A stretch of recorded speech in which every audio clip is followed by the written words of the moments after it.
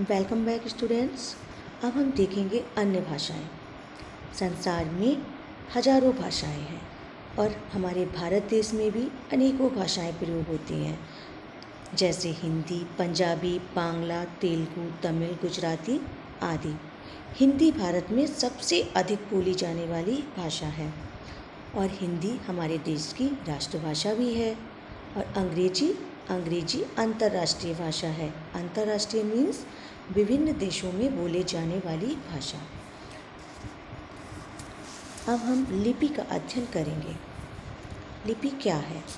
बोलने के लिए हम जिन ध्वनियों का प्रयोग करते हैं उन्हें लिख कर समझाने के लिए कुछ चिन्हों का प्रयोग किया जाता है, मतलब उनके लिए कुछ चिन्ह निश्चित किए गए हैं। ये चिन्ह ही लिपि कहलाते हैं। इन चिन्हों की सहायता से हम अपने मन के भावों को लिखकर व्यक्त कर सकते हैं। लिपि द्वारा ही ज्ञान विज्ञान एक पीढ़ी से दूसरी पीढ़ी में पहुंचता है। अतः हम कह सकते हैं भाषा को लिखने के लिए जिन चिन्हों का प्रयोग किया जाता है उन्हें लिपि कहते हैं। हिंदी की लिपि देवनागरी है और हिंदी के अलावा नेपाली, मराठी, संस्कृत, गुजराती आदि भाषाएं भी देवनागरी लिपि में लिखी जाती हैं।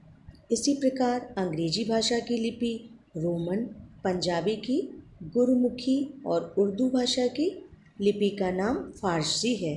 फारसी लिपि दाएं से बाएं की ओर लिखी जाती है। ओके बच्चों, तो हमने आज इस अध्याय का अध्ययन किया जिसमें आपने क्या क्या जाना। जिसमें आपने भाषा की परिभाषा को जाना, मौखिक भाषा और लिखित भाषा को जाना, लिपि को जाना और अन्य भाषाओं के बारे में अध्ययन किया। तो हम देखते हैं कि हमने इस चैप्टर से क्या सीखा। जिस साधन से हम अपनी बात दूसरों तक पहुंचाते हैं और दूसरों की बात समझ लेते हैं उसे भाषा कहते हैं। नंबर 2, बोलकर व सुनकर समझी जाने वाली भाषा मौखिक भाषा कहलाती है।